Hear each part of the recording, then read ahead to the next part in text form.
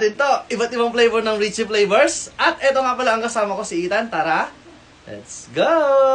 First, itong vanilla. Pero syempre guys, bago namin kainin yan ni Ethan, don't forget to follow me and comment sa comment section next kakain natin ha. At ito yun. Gusto mo ba na ito, Ethan? Opo, nahihiyaya pa siya. Tikman na natin itong vanilla flavors. Oh. At ayun, one for you. Tikman na natin. Comment din kayo sa comment section kung ano mas favorite nyo dyan, ha?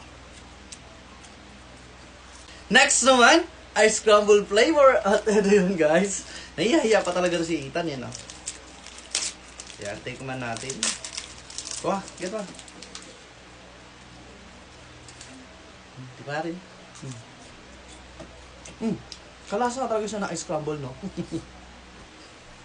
Next naman, yung cookies and cream. At eto yun, tikman natin. Ayaw talaga ni Ethan magsalita. Ito, nahihiya talaga siya. Ito. Tikman natin.